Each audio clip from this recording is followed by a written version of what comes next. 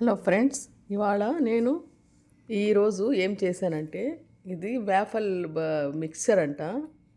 అంటే మనం pan cake అంటాం కదా, మనం అయితే ఏం చేస్తాం, గోధుమ పిండి కొంచెం చక్కెర అవి కోడిగుడ్డు అవి వేసి చేస్తాం కదా. వీళ్ళు అట్లాంటిది ఏమీ లేకుండా రెడీమేడ్ పౌడర్ తెచ్చుకొని ఈ విధంగా మిక్స్ చేసుకొని ఎమర్జెంట్ పర్పస్కి అనమాట. ఇది ఈ విధంగా లిక్విడ్గా చేసుకొని ఈ వేఫల్ తయారు చేయడానికి ఒక సపరేట్ ఎక్విప్మెంట్ ఉంటుంది అనమాట. దాంట్లో మీద వేసేసి చూస్తున్నారు కదా, దానిపైన ఇట్లా ప్రెస్ చేసేస్తారు. పైన ప్రెస్ చేయగానే ఈ విధంగా వస్తుంది. ఇది ఒక చిన్న బ్రెడ్ ముక్కలాగా వస్తుంది, కానీ చప్పగా ఉంటుంది అనమాట. సో ఇది పిల్లలకి ఇస్తే మంచిది, ఎందుకంటే దీంట్లో ప్రోటీన్ ఇది ఉంటుంది కాబట్టి వాళ్ళు తింటారని ఇస్తారు. కానీ ఇప్పుడు చూడండి అబ్బాయి ఎట్ట తింటున్నాడో, అది వేసి ఇవ్వడమే తరువాయి. చూడండి, ఇది ప్రోటీను పౌడర్ అంట, అంటే బటర్ మిల్క్ అవన్నీ కలిసి ఉంటుంది. సో ఇది ఇచ్చాము ఈ అబ్బాయికి బ్రేక్ఫాస్ట్కి, మా బుడ్డోడికి తీసుకొచ్చి పెట్టాము. చూడండి వాడు ఏం చేస్తున్నాడు. అక్కడ పెడితే వాడు అది తినకుండా అక్కడికి వచ్చి టీవీ చూస్తున్నాడు. నేను మొన్న వీడియో పెట్టా కదా, పోనీ దగ్గరగా తీసుకొస్తే ఆయన యాక్షన్ చూడండి.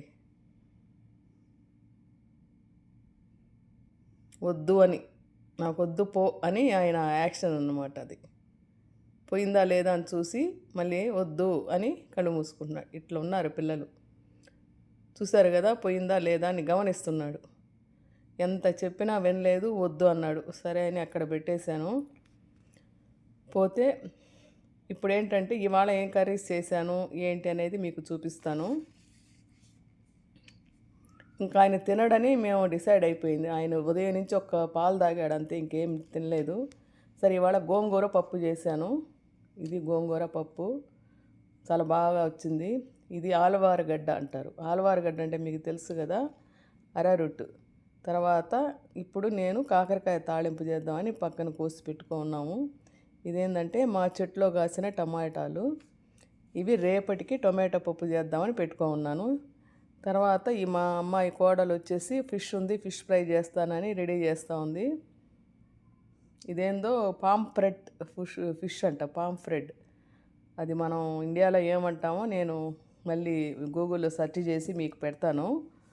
ఇది ఒక చేప తీసుకొచ్చారు. దాన్ని శుభ్రంగా డీప్ ఫ్రిడ్జ్లో నుంచి తీసి ఆ గడ్డలు పోయేదానికి డీఫ్రాస్ట్ చేసి ఓవెన్లో, అంటే ఫ్రిడ్జ్లో నుంచి తీసి గడ్డ పోవాలంటే డీఫ్రాస్ట్ చేసి దాన్ని కొంచెం నీళ్లు లేకుండా తుడిచి అప్పుడు దాంట్లో వేయాల్సిన పదార్థాలు అల్లం తెల్లగడ్డ పేస్ట్ ఇవన్నీ వేసి మ్యారినేషన్ కోసం మళ్ళీ ఫ్రిడ్జ్లో పెట్టారన్నమాట.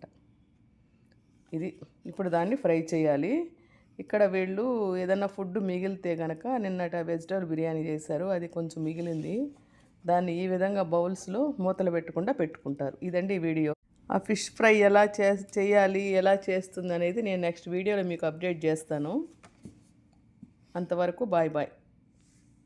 ఈ చిన్న వీడియో మీకు నచ్చితే లైక్ చేయండి, షేర్ చేయండి. ఇక్కడ ఎన్నెన్నో విషయాలు మీకు వీడియో ద్వారా షేర్ చేస్తాను. Thank you for watching.